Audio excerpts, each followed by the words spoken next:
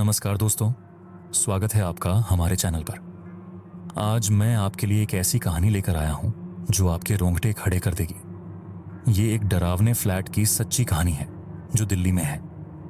ये सिर्फ डर की नहीं बल्कि इंसाफ की भी कहानी है।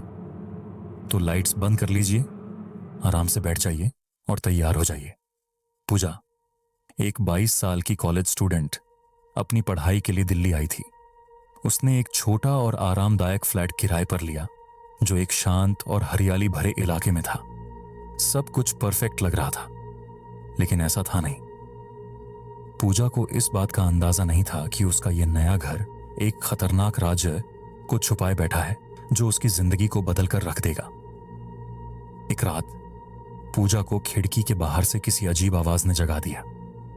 डरते डरते उसने खिड़की से झांक कर देखा और उसकी सांसें थम गईं। चांद की रोशनी में एक साया चुपचाप उसके फ्लैट के पास से गुजर रहा था। सुबह जब पूजा ने अपने पड़ोसियों को यह बात बताई तो उन्होंने इसे मजाक में उड़ा दिया।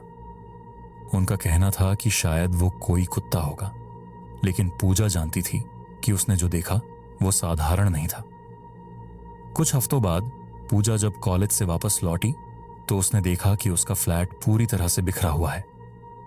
ऐसा लग रहा था जैसे कोई अंदर आया हो, लेकिन बिना किसी तोड़फोड़ के। उसने तुरंत पुलिस को बुलाया, लेकिन वहां किसी भी तरह की घुसपैठ का कोई सबूत नहीं मिला। यह घटना पूजा को और भी डरा गई। उसे लगने लगा जैसे कोई उसे लगातार देख रहा हो। एक शाम पूजा को दरवाजे पर जोर की दस्तक ने डरा दिया। उसने दरवाजा खोला, लेकिन वहां कोई नहीं था। उसका खून जम गया।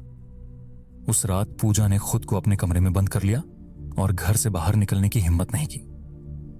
अपनी रिसर्च के दौरान पूजा को एक खौफनाक सच्चाई का पता चला। सालों पहले उस फ्लैट में एक महिला अपने पति के हाथों मारी गई थी।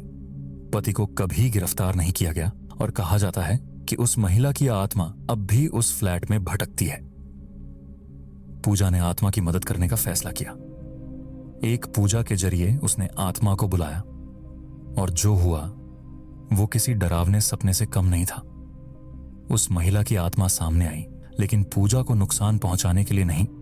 उसने पूजा को सच्चाई बताई।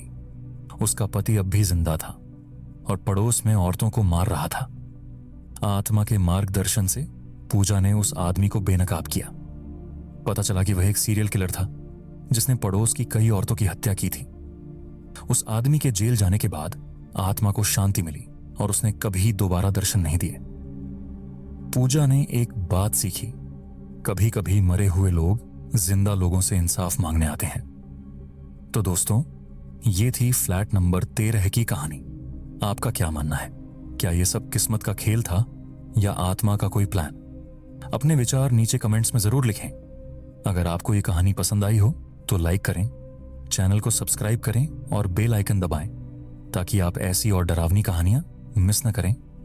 अगली बार तक सुरक्षित रहें और अनदेखी दुनिया के रहस्यों के बारे में जिज्ञासु बने रहें। मिलते हैं अगली कहानी में।